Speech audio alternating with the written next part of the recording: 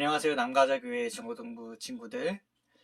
코로나로 인해서 설교를 녹화 영상으로 전해드리게 되었습니다. 오늘의 본문 말씀은 마태복음 6장 10절 말씀입니다. 제가 읽겠습니다.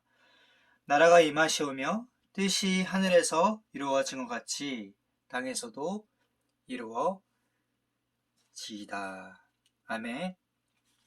우리가 지난 시간에 들었던 말씀 기억나나요? 지난 시간에 우리는 주기도문에서 첫 번째 나오는 말은 아빠라는 이야기를 들었어요. 예수님은 제 아들에게 하나님을 자신의 아빠로 소개했어요. 하나님은 우리의 아빠 되시며 우리는 하나님의 자녀라는 말씀을 들었죠. 오늘 우리가 들을 하나님의 말씀의 핵심 주제는 주기도문의 핵심이 바로 하나님의 나라라는 것입니다. 마태복음 6장 33절에 보면 그런즉 너희는 먼저 그의 나라와 그의 의를 구하라 라는 말씀이 있고, 그리하면 이 모든 것을 너희에게 더하시리라 라는 말씀이 있어요. 자, 여기서 앞에 부분 말씀 그의 나라와 그의 의를 구하라 라는 부분은 마태복음 6장 10절 우리가 오늘 읽은 본문에 하나님의 나라가 임하게 하소서라는 부분과 동일한 부분입니다. 맥락을 같이 하죠. 그리고 그리하면 이 모든 것을 너희에게 더하시리라 라는 부분은 주기도문에서 나오는 세 가지 청원, 우리에게 양식을 주세요. 우리의 죄를 용서해 주세요. 우리를 시험에 빠지지 않게 해주세요 라는 세 가지 청원의 요약본이라고 할 수 있습니다. 그러니까 주기도문은 마태복음 6장 33절 이 산상수훈을 요약했다고 볼 수 있는 이 말씀과 맥락을 같이 한다는 거죠. 근데 이 말씀이 어떤 말씀이에요? 하나님의 나라를 구하라는 말씀이죠. 주기도문의 핵심 또한 하나님의 나라입니다. 오늘 주기도문의 요약은 하나님의 나라가 오게 해달라는 청원이라는 거죠. 이 하나님의 나라의 기도문에서 가장 먼저 했던 것이 무엇인가요? 하나님을 아빠로 부르는 것이라고 우리가 지난 시간에 배웠습니다.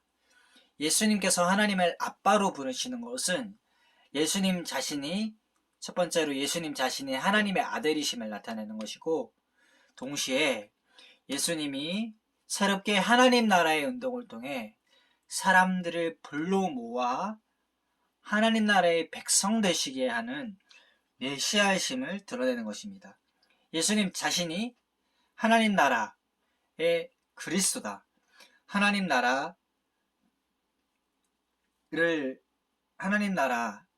나라에서 메시아 되시는 그리스도라는 말씀입니다. 즉 그가 가르친 기도를 하는 사람에게 예수는 하나님의 자녀가 되게 하고 하나님을 마찬가지로 아빠라고 부를 수 있게 할 것임을 보여주십니다. 그런데 예수님 당시에 이 말씀하시는 이 아버지의 나라, 하나님의 나라를 유대인들은 어떻게 생각했을까요? 하나님의 나라에 대해서 이제 우리가 상징의 방식으로 볼 수 있는데, 스테노 심벌이란 것과 텐시브 심벌이란 것이 있습니다. 자, 스테노 심벌에는 빨간 신호등이 있어요. 빨간 신호등은 무엇이죠? 정지를 의미합니다. 그런데 우리가 오늘 살펴보고 있는 하나님의 나라는 스테노 심벌이 아니에요. 하나님 나라는 텐시브 심벌입니다. 무슨 말이죠? 하나님 나라 안에 한 가지 의미가 아니라 한 가지 상징 안에 여러 가지 의미가 있다는 것입니다. 이게 텐시브 심벌인데, 이 하나님의 나라를 여러 가지 그림으로 그리고 있다는 거예요.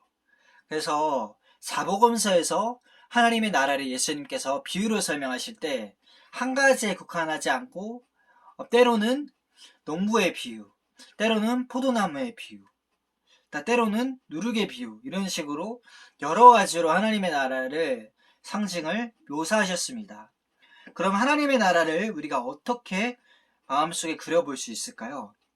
우리 친구들, 우리가 코로나가 그치고 이제 지금 여름 수련회가 코로나로 인해서 많이 미뤄졌는데 4단계가 완화되면 다시 한 2단계 정도로 내려가게 되겠죠. 2, 3단계로 내려가게 되면 우리가 다시 수련회를 이제 온라인으로라도 비대면으로라도 진행을 할 예정인데, 지금은 연기되고 있지만, 이 하나님의 나라를 주제로 할 때 하나님의 나라를 그려보는 시간을 가질 거예요. 우리 친구들이 생각하는 하나님의 나라를 그려보는 활동을 할 거예요.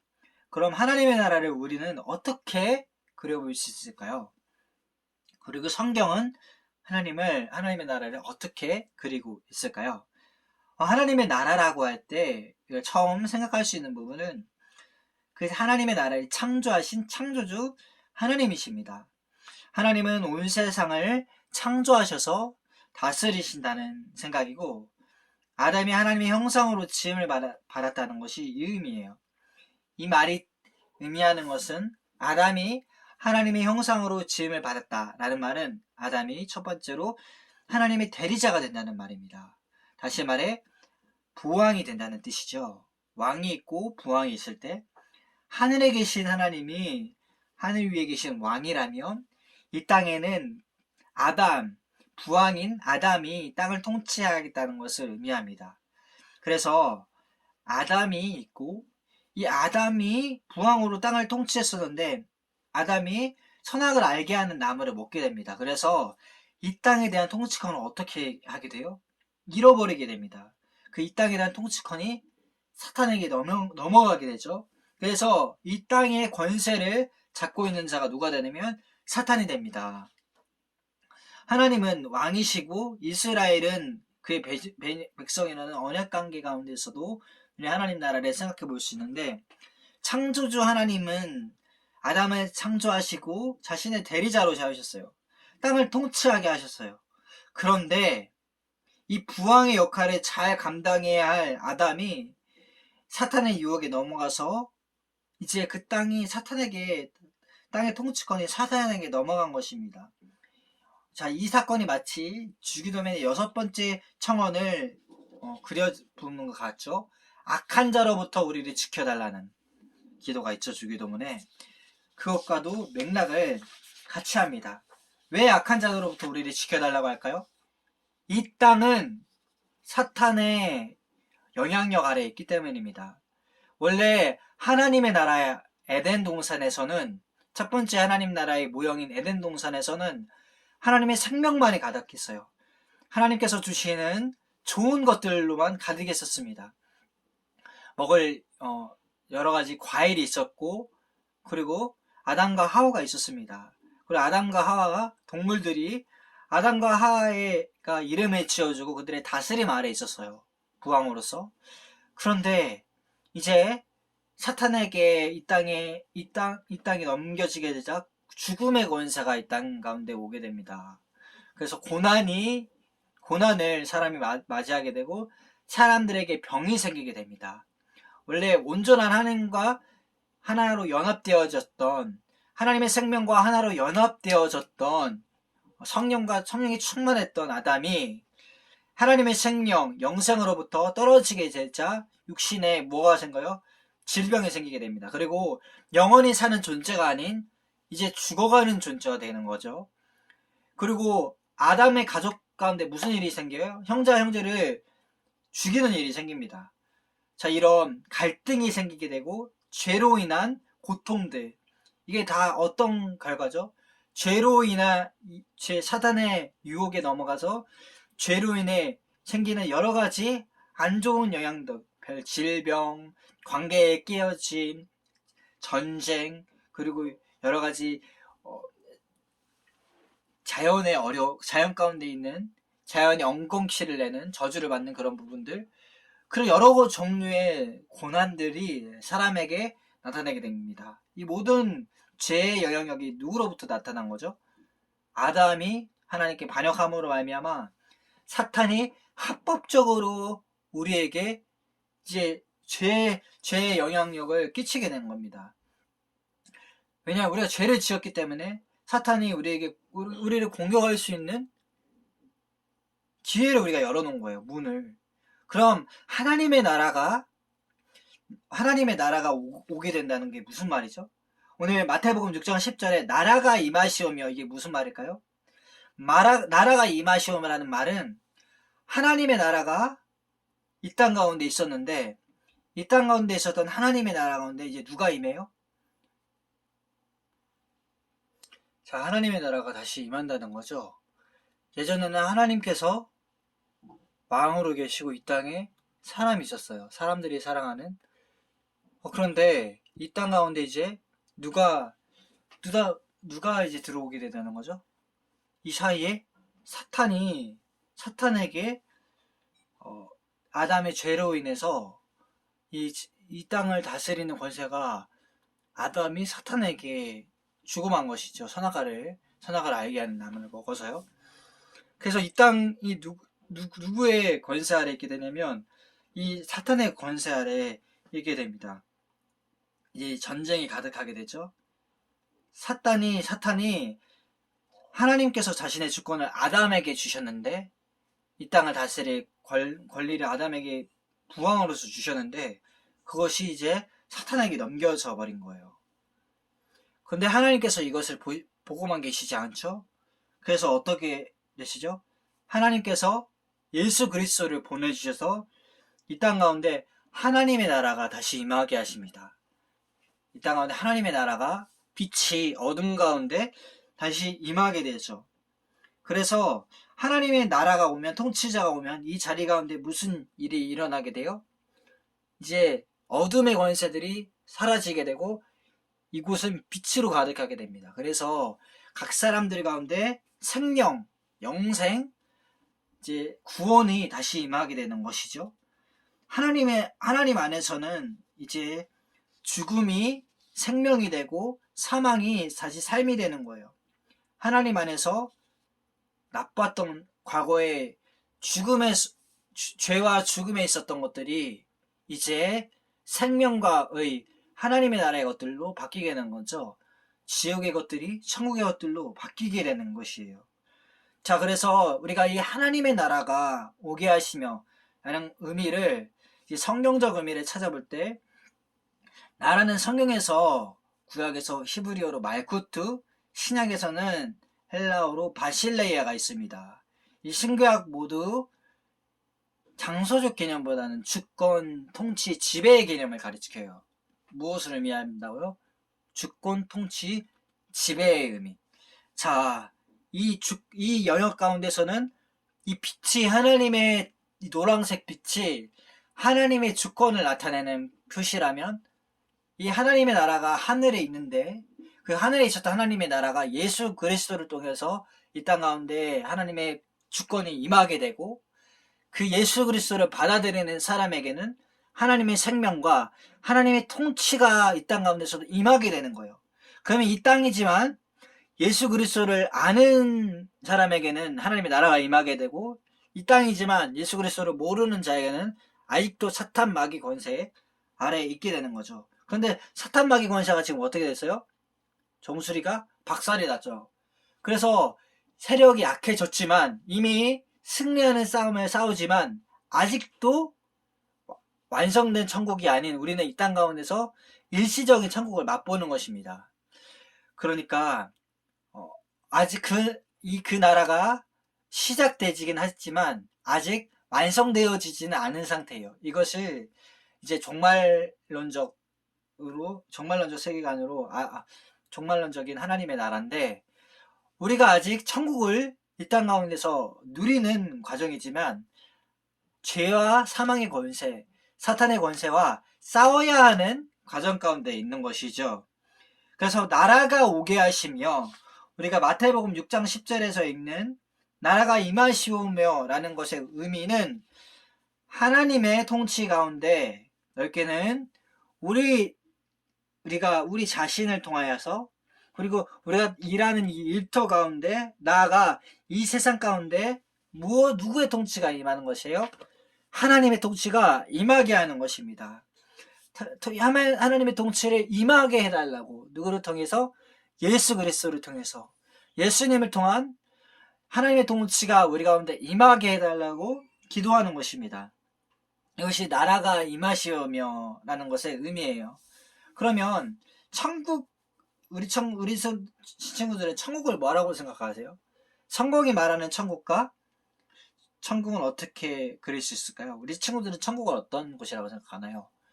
어, 요한계시록에서 묘사하듯이 여러 가지 아름다운 보석이 있는 성, 그리고 뭐 그런 금으로 가득한, 에메랄드로 가득한, 다이아몬드로 가득한 그런 성으로 생각할 수도 있죠. 그런데 천국의 본질은 무엇일까요? 천국은 본질이 누가 계신 곳이에요? 하나님이 계신 곳입니다. 천국의 본질은 하나님의 거처라는 것이에요. 자, 사람들이 죽어서 믿는 사람들이 가게 될 영원히 거할 곳이 이제 천국이기도 하지만 천국의 본질은 하나님의 현존입니다. 자, 그럼 하나님의 나라는 무엇이죠? 하나님의 나라는 천국보다는 더 포괄적인 개념이에요. 자, 우리가 있는 이 곳이 이 땅이 천국은 아니에요. 맞죠? 이 땅이 천국은 아니에요. 하지만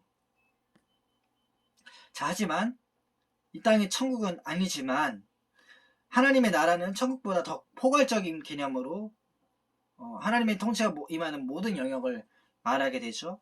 이것도 하나님의 나라인 것이에요. 이 천국도 하나님의 나라이고 이 땅도 하나님의 나라인 것입니다.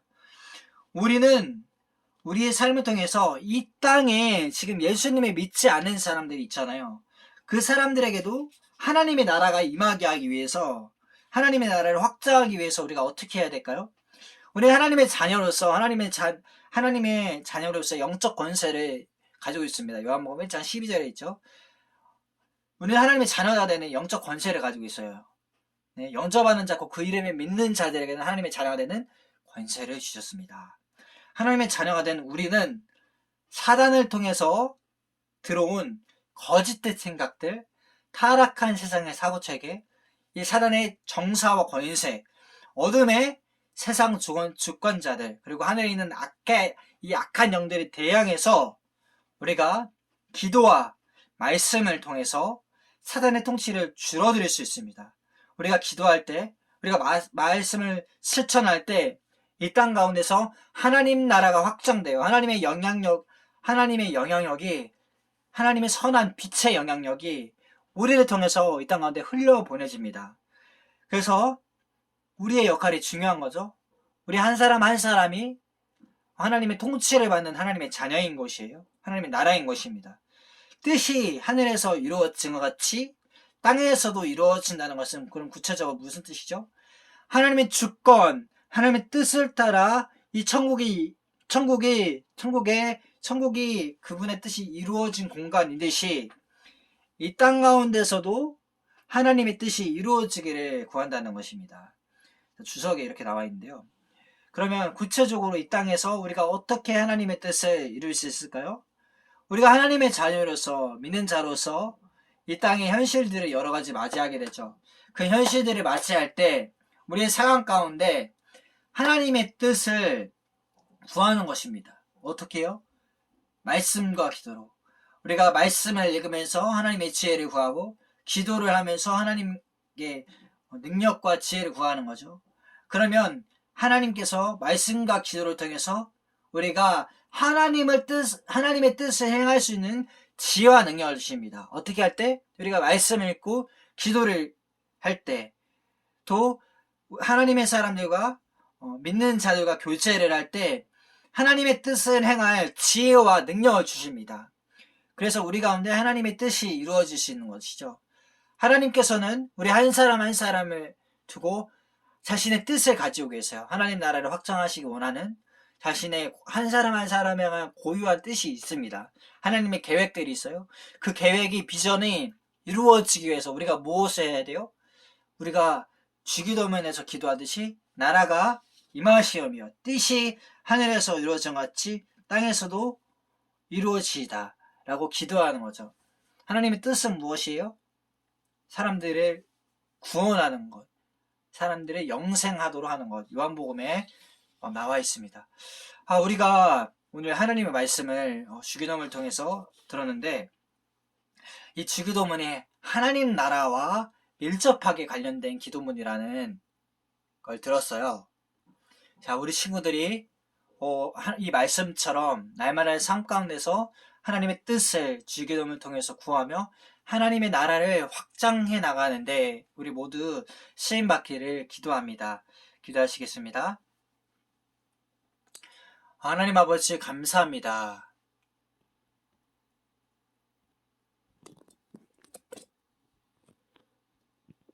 하나님 아버지 감사합니다. 저희가 오늘 주기도문에 대한 말씀을 들었습니다. 주님이 말씀을 통해 주기도문은 하나님 나라의 기도문이라는 말씀을 들었습니다. 우리가 하나님의 자녀된 자로서 이 땅 가운데 하나님의 뜻을 이루기 위하여 주기도문으로 날마다 기도하게 하시며 우리가 기도한 대로 이 땅 가운데서 살아가게 하여 주옵소서. 예수님의 이름으로 기도합니다. 아멘.